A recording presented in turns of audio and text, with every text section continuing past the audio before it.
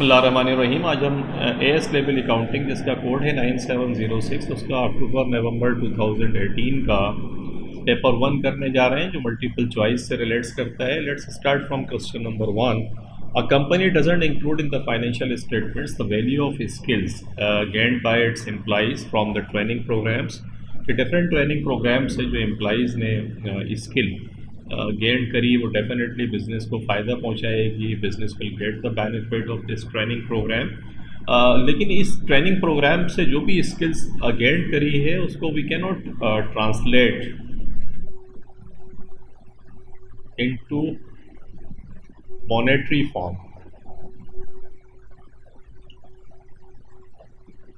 कि monetary form के अंदर हम इसको कन्वर्ट नहीं कर सकते। हर वो चीज़ याद रखिएगा जो मॉनेटरी फॉर्म के अंदर कन्वर्ट नहीं हो सकती उसको एम्प्लॉइज़ है, एम्प्लॉइज़ पे आप ट्रेनिंग पे इतना पैसा स्पेंड करते हैं, लेकिन उसको आप स्टेटमेंट ऑफ फाइनेंशियल पोजीशन के अंदर, इनकम स्टेटमेंट के अंदर एज एन एक्सपेंस आप रिकॉर्ड करते हैं। ट्रेनिंग प्रोग्राम की कॉस्ट को एज एन एसेट रिकॉर्ड नहीं करते। दिस इज़ द पॉइंट जो ये पूछना चाह रहा है कि यार एसेट के तौर पर, और ये कह भी रहा है कि नहीं करते, और ये रियलिटी है कि हम करते नहीं है। इसलिए नहीं करते क्योंकि हम ट्रांसलेट नहीं कर सकते उसको मॉनेटरी फॉर्म पे। क्या ट्रेनिंग से जो स्किल्स इनकी मिली है उससे बिजनेस को मॉनेटरी फॉर्म के अंदर कितना फ़ायदा होगा। This is the whole concept. और ये कंसेप्ट जो है मनी मेजरमेंट कंसेप्ट होता है, याद रखिएगा। कंसिस्टेंसी तो आपको बताता है कि आपकी पॉलिसीज़ जो हैं वो consistently year by year change नहीं होनी चाहिए, वो कंसिस्टेंट होनी चाहिए। मटेरियलिटी बताता है आपको हर वो चीज़ मटेरियल है जिसका इम्पैक्ट जो है डिसीजन के ऊपर, डिसीजन मेकिंग पर पड़ सकता है। सब्सटेंस ओवर फॉर्म ये कहती है कि आप लीगल पोजीशंस को इग्नोर करके इकोनॉमिकल पोजीशन को देखें। अगर आपने माल डिलीवर कर दिया है और इनवाइस अभी तक आपने इशू नहीं करी तो भी आप सेल्स को रिकॉर्ड कर लें। लेकिन ये जो सवाल है इसकी सी चॉइस जो है वो राइट चॉइस है। और मैंने लॉजिक आपको बताई कि मनी मेजरमेंट कंसेप्ट जो है वो कहता है कि हर वो चीज़ जो मॉनेटरी टर्म्स के अंदर है वो रिकॉर्ड होगी, इसके अलावा कुछ भी रिकॉर्ड नहीं होगा। नंबर 2 में आते हैं, which non current assets is most likely to be depreciated using the revaluation method. के रीवैल्यूएशन मेथड जो डेप्रिसिएशन का है उसमें से कौन सा एसेट्स होगा। नॉर्मली रीवैल्यूएशन एसेट्स जो है वो थोड़े इममटीरियल टाइप की जो चीज़ें होती हैं, हमारे एसेट्स होते हैं लूज टूल्स हो गए जो मैन्युफैक्चरिंग वगैरह के अंदर इस्तेमाल होते हैं, उसके लिए हम इसको इस्तेमाल करते हैं। और उसको कैलकुलेट करने का सिंपल तरीका ये होता है कि ओपनिंग बैलेंस इसमें से क्लोजिंग बैलेंस को माइनस कर देते हैं, तो ये जो आती है वैल्यू उसे डेप्रिसिएशन कहते हैं। या ओपनिंग बैलेंस के अंदर प्लस परचेजेस कर देंगे, आपने कुछ ख़रीदा है, कुछ अगर बिका है, कोई बेच दी है कोई चीज़ तो उसको माइनस कर देंगे। लेकिन बेसिक ओपनिंग माइनस क्लोजिंग का डिफरेंस जो है इसमें दो चीज़ें एक ऐड हो जाएगी, अगर ख़रीदा है और अगर बेचा है तो माइनस हो जाएगा। बाकी यहाँ सिंपल तरीके से निकाल लेते हैं, कोई मैथमेटिकल फार्मूला नहीं यूज़ होता कॉम्प्लिकेटेड किस्म का। तो नॉर्मली इसको क्या करते हैं, लूज टूल्स, क्योंकि ये स्कीम मटेरियल अमाउंट होती है और छोटी छोटी वैल्यूज़ के होते हैं तो इनको अलग से रिकॉर्ड रखना बहुत मुश्किल होता है। ये ज़ाया भी हो जाते हैं मैन्युफैक्चरिंग के अंदर, इधर उधर भी हो जाते हैं। तो सिंपल देख लेते हैं साल के शुरू में कितना था और साल के एंड में कितना है, जो भी बीच का डिफरेंस है उसे डेप्रिसिएशन कैलकुलेट करके रिकॉर्ड कर लेते हैं। तो रिवैल्यूएशन मेथड याद रखिएगा। लूज टूल्स आपके motor vehicle, office equipment, plant and machinery, इसमें normally reducing balance method, diminishing balance method या डिक्लाइनिंग, ये तीनों एक ही नाम है, या स्ट्रेट लाइन मेथड। तो ये क्वेश्चन नंबर 2 का जो राइट चॉइस है वो ए चॉइस है। क्वेश्चन नंबर 3 में आते हैं, ट्रेडर परचेज पे motor vehicle costing $36,000 on 1 July 2016। The estimated useful life of the motor vehicle was 5 years. Motor vehicle की लाइफ 5 ईयर्स थी and the estimated residual value के 5 ईयर्स के बाद अगर वो एसेट बिकता है तो वो $6,000 के अंदर बिकेगा residual value. Depreciation is provided on a month by month basis. Month by month basis का मकसद है जितने मंथ्स यूज़ होगा इतने महीने का डेप्रिसिएशन हम निकालेंगे using the straight line method. और स्ट्रेट लाइन मेथड को हम अप्लाई करते हैं। The motor vehicle was sold on 31 March 2018। Motor vehicle 31 मार्च 2018 को बेच दी फॉर $22,500, $22,500 में।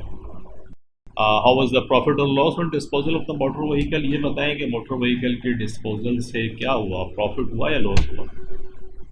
तो देखिए 1 जुलाई 2016 से लेके 31 मार्च 2018, पहले तो आप देखें कितने मंथ्स बनते हैं। तो 2000 जुलाई से आप लगा लें, जुलाई से 2017 तक 12 महीने बने, और 2017 से मार्च तक 9, तो 12 + 9 is equal to, we can say कि 21 मंथ्स। जुलाई, अगस्त, जुलाई के बाद 6 मंथ्स जो है वो 2016 के 6 मंथ्स हो गए, 2017 के 12 मंथ्स हो गए, और 2018 के 3 मंथ्स, जैन, फेब, मार्च। तो 6 और 12 18 और 3 21, यानी 21 मंथ्स आपने एक्चुअली इस मशीन को इस्तेमाल करा। स्ट्रेट लाइन मेथड का फार्मूला क्या है, या तो अगर स्ट्रेट परसेंटेज दी हुई होती है तो उसको कॉस्ट पे अप्लाई कर दीजिएगा, और अगर परसेंटेज नहीं है, वो ये फिगर्स आपको दे रहा है, तो simple formula straight line method का होता है cost minus residual value divided by life. इस एसेट की जो कॉस्ट है वो 36,000 है, इसकी रेजिडुअल वैल्यू माने 5 ईयर्स के बाद ये बिकेगा तो 6,000 में बिकेगा, लाइफ है 5 ईयर्स की। तो what you get from this, 36,000 divided minus 6,000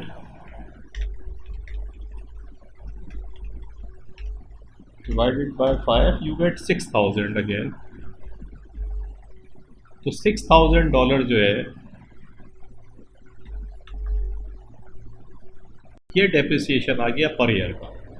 ये जो $6,000 आया ये पर ईयर का आया। पर ईयर का मकसद आप समझ रहे हैं, पर ईयर का मकसद है 12 महीनों का। तो 6,000 divided by 12 and multiplied by 21। ये 21 पूछेंगे आप कहाँ से आया, तो डेप्रिसिएशन आप कैलकुलेट जब कर रहे हैं 21 मंथ्स का डेप्रिसिएशन आपको चाहिए है। 12 मंथ्स का डेप्रिसिएशन 6,000, इस फार्मूले से जो डेप्रिसिएशन निकलेगा वो पूरे साल का निकलता है। तो 6,000 को 12 से डिवाइड करें ताकि पर मंथ का डेप्रिसिएशन आ जाए, उसको 21 से मल्टीप्लाई कर दें। तो 21 मंथ्स इसलिए कि 21 मंथ्स के बाद आपने ये मशीन, ये जो मशीन है मोटर व्हीकल, बल्कि ये मोटर व्हीकल आपने बेच दी। तो मोटर व्हीकल जब आपने बेच दी तो 6,000 divided by 12 multiplied by 21, you get 10,500।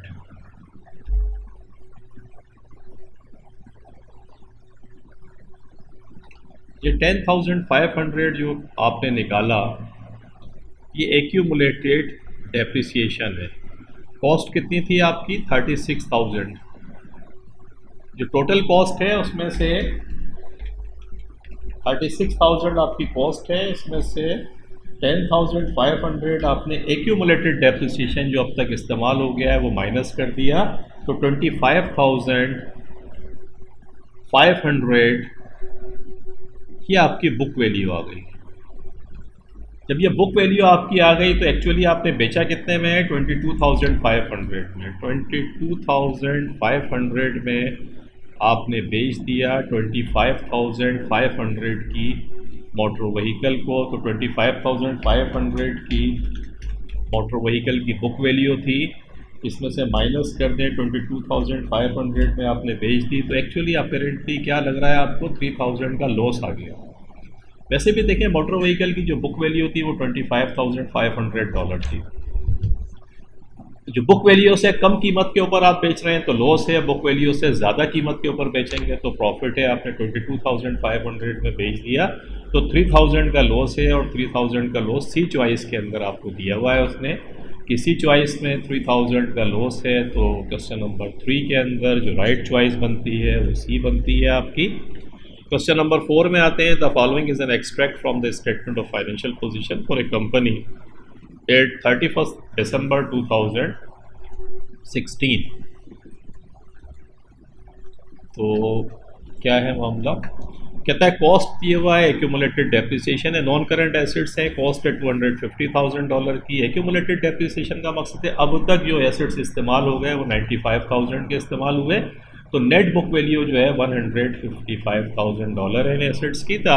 Assets है residual scrap value of $12,500। Assets की जो residual scrap value scrap value है कि जब ये अपनी लाइफ पूरी कर लेंगे, whatever is the life, तो उस वक्त ये $12,500 के बिक जाएंगे। The company's policy is to provide depreciation using the reducing balance method at the rate of 25% per annum. Reducing balance method या डिक्लाइनिंग या डिमिनिशिंग बैलेंस मेथड के तहत कंपनी डेप्रिसिएशन कैलकुलेट करती है।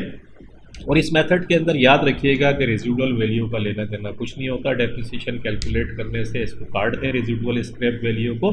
ये जब एसेट्स की लाइफ पूरी होगी, जब बेचेंगे तो उस टाइम देखेंगे, लेकिन डेप्रिसिएशन की कैलकुलेशन के अंदर इसका लेना देना कुछ नहीं है। जब आपसे वो रिड्यूसिंग बैलेंस मेथड की बात करें तो याद रखिएगा जो नेट बुक वैल्यू किसी एसेट की कॉस्ट में से उसका एक्यूमुलेटेड डेप्रिसिएशन जितना वो इस्तेमाल हो गया वो माइनस करके जो वैल्यू आती है वो बुक वैल्यू कहती है, उसके ऊपर ये रेट लगा दें आप स्ट्रेट। तो कितना आएगा 155,000 मल्टीप्लाइड बाई 25%, 38,750 ये डेप्रिसिएशन आपका आ गया। What was the depreciation charge for the year ended 31 दिसंबर 2017। 2016 तक का तो दिया हुआ है, 2017 का निकालना है, हमने निकाल लिया फार्मूला लगा के। बी चॉइस के अंदर 38,750 आप देख रहे होंगे आ गया ही। Examiner just wants to check कि आपके कंसेप्ट चेक करना चाहता है कि आपको रिड्यूसिंग बैलेंस मेथड का पता है, आपको पता है इसमें रेजिडुअल स्क्रैप वैल्यू की कोई इंपॉर्टेंस नहीं होती, हम उसे कंसिडर नहीं करते और स्ट्रेट नेट बुक वैल्यू के ऊपर परसेंटेज लगाते हैं। दिस इज़ व्हाट जो वो चेक करना चाहता था और आपको क्योंकि पता है इसलिए आपने सही करा। ऐसे ही ऊपर वाला सवाल जो था स्ट्रेट लाइन मेथड, इसमें वो चेक करना चाहता है कि स्ट्रेट लाइन मेथड की परसेंटेज के अलावा आपको फार्मूला भी पता है कि अगर परसेंटेज ना दी हुई हो तो cost minus scrap value divided by life से डेप्रिसिएशन निकलता है। तो दिस इज व्हाट पूछ रहा था, आपने इसको बिल्कुल सही तरीके से करा क्योंकि आप अच्छे बच्चे हैं और आपकी समझ में चीज़ें आ रही हैं, तो नो इशू। क्वेश्चन नंबर 5 में आते हैं। Business sells a non current assets for cash, के बिजनेस जो है वो नॉन करंट एसेट्स जो है वो कैश के ज़रिए बेचता है। The disposal account includes entries for the cost of the assets and the sales proceeds, के डिस्पोजल अकाउंट्स के अंदर जो है एसेट्स को जब बेचा वो एंट्रीज भी आ रही हैं और सेल्स की जो प्रोसीड्स है वो भी आई। कहता है what which book of prime entry are use, कौन सी किताब जो प्राइम एंट्री की है उसमें ये रिकॉर्ड होगा। तो देखिए कैश, जब कैश आपके कॉस्ट जो है वो कहाँ पर जाएगी, कॉस्ट जो है वो नॉन करंट एसेट्स है कैश बुक के अंदर। तो कैश बुक जो है आपको पता है कि कैश बुक के अंदर या तो कैश आ रहा है या कैश जा रहा है या डिस्काउंट रिसीव्ड या डिस्काउंट अलाउड, ये चार चीज़ें होती हैं कैश बुक में आती है। कॉस्ट जो होगी जब किसी एसेट को बेचते हैं तो क्या करते हैं, डिस्पोजल अकाउंट को डेबिट करते हैं और कॉस्ट को क्रेडिट कर देते हैं। तो आपने डिस्पोजल अकाउंट को डेबिट किया होगा, कॉस्ट को क्रेडिट किया होगा ताकि कॉस्ट जो है वो क्लोज हो जाए, और कैश जब आया होगा तो कैश को डेबिट करके डिस्पोजल अकाउंट को क्रेडिट किया होगा। तो ये कैश क्योंकि आएगा, जब ये कैश आएगा तो कहाँ चला जाएगा, कैश बुक के अंदर चला जाएगा। ये सेल्स प्रोसीड्स का मकसद है कि सेल्स प्रोसीड्स की जो पैसा आया वो कहाँ रिकॉर्ड हुआ, जो पैसा आया वो कैश बुक में रिकॉर्ड होगा, जनरल जर्नल में नहीं होगा, सेल्स जर्नल में नहीं होगा, कैश बुक में होगा। कैश बुक दोनों जगह दी हुई है, लेकिन ये जो कॉस्ट है इस कैश बुक के आगे लिखा हुआ है परचेज जर्नल। परचेज जर्नल का मकसद है जितनी क्रेडिट परचेजेस, जो माल हमें बेचना है ट्रेडिंग के लिए, जब वो माल हम उधार खरीदते हैं क्रेडिट के ऊपर खरीदते हैं तो उसे परचेजेस जर्नल में रिकॉर्ड करते हैं। हमने ये माल नहीं है, नॉन करंट एसेट्स हमने बेचे हैं। तो नॉन करंट एसेट्स जब बेचेंगे तो ना तो वो परचेजेस जर्नल में आएंगे, ना वो कैश बुक में आएंगे, ना कैश बुक में आएंगे, वो जाएंगे जनरल जर्नल में। तो जो सी चॉइस है क्वेश्चन नंबर 5 की वो राइट है कि जो कॉस्ट है वो एक्चुअली जनरल जर्नल के अंदर रिकॉर्ड होगी और जो सेल्स प्रोसीड्स है वो कैश बुक में रिकॉर्ड होगा। बाकी परचेज जर्नल में नहीं जाएगी, जनरल जर्नल के अंदर सेल्स प्रोसीड्स नहीं जाएगी, तो सेल्स जर्नल के अंदर भी नहीं जाएगी। तो सी जो है हमने इसको समझा कि राइट चॉइस सी है, क्योंकि जो कॉस्ट है वो परचेज जनरल जर्नल के अंदर जाएगी और जो कैश आया है वो कैश बुक में जाएगा, और ये दोनों चीज़ें हमें सी चॉइस में दी गई हैं। तो क्वेश्चन नंबर 5 के ऊपर हम इस लेक्चर को रोकते हैं, इसकी प्रैक्टिस करें, keep practicing and smiling. Let's meet in the next lecture. Question number 6 से हम अपने नेक्स्ट लेक्चर का स्टार्ट करेंगे। अल्लाह हाफ़िज़।